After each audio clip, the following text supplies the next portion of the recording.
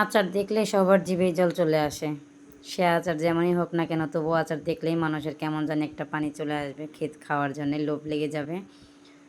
আসসালামু আলাইকুম এভরিওয়ান, কেমন আছেন সবাই? আজকে আমি চলে আসলাম একদম সাদামাটাভাবে সবাই যেন ঘরোয়া পদ্ধতিতে আচারটা তৈরি করতে পারে সেরকম একটা রেসিপি নিয়ে চলে আসলাম।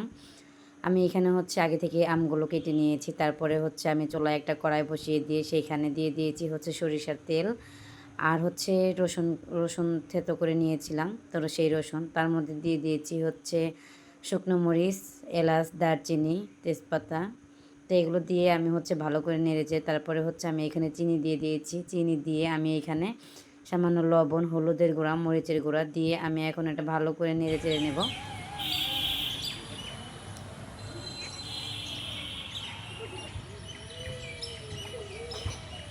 তো তারপরে হচ্ছে চিনিটা একটু শক্ত শক্ত হয়ে আসবে, তো তখন হচ্ছে আমি এখানে আমগুলো দিয়ে দিয়েছি। তো আম কিন্তু হচ্ছে লাল পেকে গেছে আর কি, কারণ আম এখন হচ্ছে সবই আম পেকে যাচ্ছে আর সব আম হচ্ছে বাত্তি হয়ে গেছে। তো আঠিগুলো শক্ত হয়েছে, এই আঠিগুলো কাটতে কিন্তু আমার অনেকটাই কষ্ট হয়েছে, যদিও তারপরেও হচ্ছে আচার বানাতে কিন্তু অনেকটাই ভালো লাগে, অনেকটাই মনের মধ্যে আনন্দ নিয়ে আচারটা বানাতে চলে আসছি, আর একদমই সাদামাটাভাবে যাতে সবাই এই আচারটা বানাতে পারে। তো তারপরে এখানে আমি দিয়ে দিলাম হচ্ছে ভিনেগার। তো এটা হচ্ছে দেওয়ার কারণটা হচ্ছে এই আচার অনেক দিন ঘরে থাকবে, নষ্ট হবে না।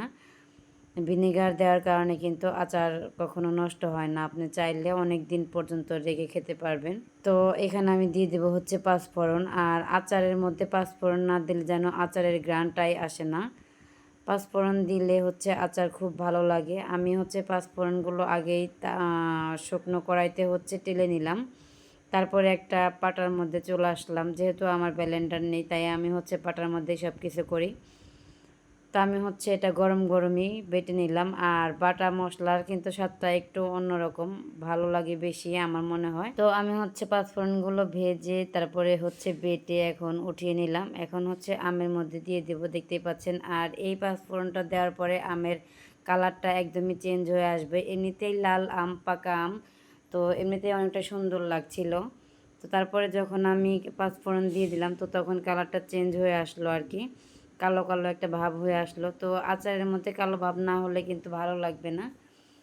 তো ভিডিওটাকে কোথা থেকে দেখছেন অবশ্যই কমেন্ট করে জানাবেন। আর আজকের মতো বিদায় নিচ্ছি, ধন্যবাদ, ভালো থাকবেন, সুস্থ থাকবেন, আল্লাহ হাফেজ।